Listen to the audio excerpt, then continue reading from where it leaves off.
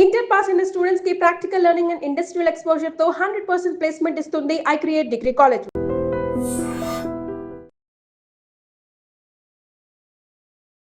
నమస్కారం, welcome to I dream. ధర్మ మార్గం విత్ విస్తా కార్యక్రమానికి స్వాగతం.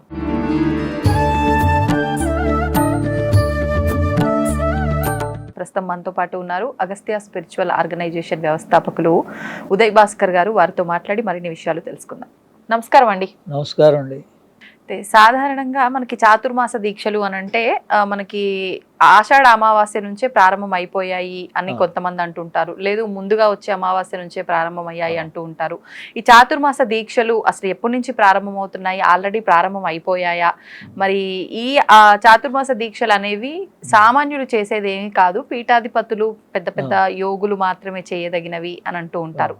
నిజంగా ఎందుకు సామాన్యులు చేయకూడదు ఈ చాతుర్మాస దీక్షలు? వీటన్నిటి గురించి వివరించండి. తప్పనిసరిగా అండి, ఇది శాస్త్రంలో మనకు ఉంది, మహాభారతంలో ఉంది, దీని గురించి వివరం స్కాంద పురాణంలో ఉంది, ప్రామాణికం. ఇవి చాతుర్మాసం అంటే విష్ణు భగవానుడు యోగ నిద్రలో ఉంటారు 4 నెలలు. తొలి ఆకాశం నుంచి మామూలుగా ఆరంభం చేస్తారు. తర్వాత కార్తీక మాసంలో వచ్చేటువంటి ఏకాదశి వరకు ఉంటుంది. ఈ ఆషాఢ మాసంలోని ఏకాదశి నుంచి కార్తీక మాసంలో వచ్చే ఏకాదశి వరకు పాటిస్తారు. ఏకాదశి నుంచి ఏకాదశి వరకు విష్ణు భగవానుడు యోగ నిద్రలో ఉంటారు. మాస ప్రారంభం నుంచి కాదు, ఆషాఢ ప్రారంభం నుంచి. దానికి ఎందుకు అలా పెట్టారు అని అంటే మన ఆధ్యాత్మికమైనటువంటి సాధనలకి ఆటంకాలను కలగకుండా ఈ వర్ష ఋతువులు, వేసవికాలం నుంచి వర్ష ఋతువు ఆరంభమవుతుంది. ఈ సమయంలోనే అనారోగ్యాలు, రోగాలు అన్నీ కూడా అనాది కాలం నుంచి ప్రతిసారి కూడా వస్తూ ఉంటాయి. అందుకని ఈ రోగాల నుంచి బయటపడాలన్నా, మన సంవత్సర కాల ప్రారంధం నుంచి బయటపడాలన్నా ఒక 4 నెలల పాటు మనం ముందు వాళ్ళు ఆచరించి, పెద్దలు పీఠాధిపతులు కానీ ప్రధానమైన గురు పరంపరలోని వాళ్ళంతా వాళ్ళు ఆచరించి లోకానికి మార్గదర్శనం అవుతారు. కానీ శాస్త్రంలో ఏముంది, ఇది బ్రహ్మచారులు, గృహస్థులు, యాక్చువల్గా గృహస్థులు ఆచరించాలని ఉంది. గృహస్థులు ఆచరించాలని ఉంది. ఇది గృహస్థులు ఆచరించినప్పుడు బ్రహ్మచారిని 4 వ్యవస్థల్లో వాళ్ళు కూడా ఆచరించాలి. అంతే. బ్రహ్మచర్యము, గృహస్థు, సన్యాస, వానప్రస్థం.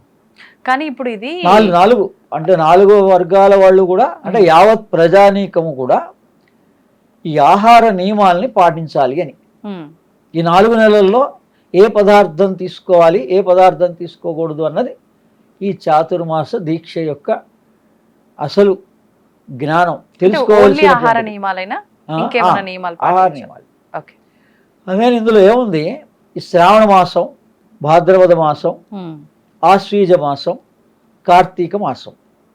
అంటే ఇప్పుడు మనం సైన్స్ అంటున్నాం, మనకి ఏ పదార్థం ఈ దేహానికి పడుతుంది, ఈ దేహానికి ఆ ఋతువులో ఏ పదార్థం పడదు అన్నది వాళ్ళు పూర్వీకులు ఎప్పుడో మనకి రీసెర్చ్ చేసి 4 రకాలైనటువంటి విధానాల్ని మనకి చెప్పారు. ఈ మొట్టమొదటి దాన్ని మీరు ఏకాదశి నుంచి ఆరంభం చేస్తారా, లేదా గురు పూర్ణమి నుంచి ఆరంభం చేస్తారా? కాదు, ఇది శ్రావణ మాసంలో ఈ పదార్థాలు నిషిద్ధం. శ్రావణం ఏంటవి అంటే కూరగాయలు. ఒక్కొక్క మాసంలో అంటే దానికి సైన్స్గా మనం ఆలోచించినా కూడా ఈ ఎండాకాలంలో ఈ కాయగూరల చెట్లు ఇవన్నీ చిన్నవి కదా, అంత తీవ్ర ఎండలకి ఇవన్నీ పోతాయి, ఏముండవు. తిరిగి మళ్ళీ వర్షాకాలంలో మళ్ళీ చిగురిస్తాయి, మళ్ళీ వాటిని నాటుతారు. అందుకోసం ఈ కాయగూరల్లో దోషాలు వస్తాయి. అందుకని ఈ నెలలో శ్రావణ మాసంలో కాయగూరలు నిషిద్ధం అని చెప్పారు. కాయగూరలు తీసుకోకండి, వేరే ఏమైనా పదార్థాలు తీసుకోవద్దని చెప్పలే. ఏది వద్దో అది సూచించారు ప్రామాణికంగా. అందులో కూడా పర్టికులర్గా ఈ పదార్థం అనేమైనా ఉందా? మళ్ళీ అవేం చెప్పలేదు. కాయగూరలు తీసుకోకండి. శ్రావణ మాసం అయిపోయింది. భాద్రపద మాసంలో పెరుగు నిషిద్ధం. అది ఎందుకు చెప్పారంటే ఆ పశువుల దగ్గర నుంచి వచ్చేటువంటివి పశువులకి ఈ వర్షాకాలంలో ఈ వేసవకాలం నుంచి వర్షాకాలం ఋతువులో వచ్చేటువంటివి వాటికి కూడా అనారోగ్యాలు సంభవిస్తాయి. కాబట్టి ఆ దాని నుంచి మనం తీసుకునేటువంటి ఈ పెరుగులో దోషం ఉంటుంది అని వాళ్ళు గుర్తించారు. వాళ్ళు గుర్తించి ఇది ఇప్పటివరకు ఎవరు బహిర్గతంగా ఏ శాస్త్రాల్లోనూ ఎవరు కూడా, నేను ఇంతకాలం నుంచి గురు సాంప్రదాయంలో ఉన్నా ఎవరు సూచించలేదు. అది మాకు ఇప్పుడు శంకరపీఠం ద్వారా మనకి ప్రామాణికంగా అందిన సమాచారం శాస్త్రం. ఇది స్కాంద పురాణంలో ఉంది, మహాభారతంలో ఉంది. అదే శ్రావణ మాసానికి ఆహార ఈ కూరగాయలు అనేటువంటివి నిషిద్ధం. భాద్రపద మాసంలో పెరుగు, దీని తర్వాత శ్రావణం అయిపోయింది, భాద్రపదం అయింది. ఆశ్వీజ మాసంలో పాలు తీసుకోకూడదు. కార్తీక మాసం వచ్చేటప్పటికల్లా ఈ పప్పులు దినుసులు ఈ పదార్థాలు తీసుకోకూడదు. ధాన్యాలు తీసుకోకూడదు. ఇవి స్పష్టంగా రాయబడింది. దీన్ని చాతుర్మాస దీక్ష అన్నారు. అంతే. అంటే పూజలు నామస్మరణ ఇవన్నీ అవన్నీ వాళ్ళ ఇష్టం అది, ఇష్టాన్ని బట్టి, విశ్వాసాన్ని ఇష్టాన్ని బట్టి. అక్కడ ఏమున్నారు, విష్ణువే యోగ నిద్రలో ఉన్నాడు.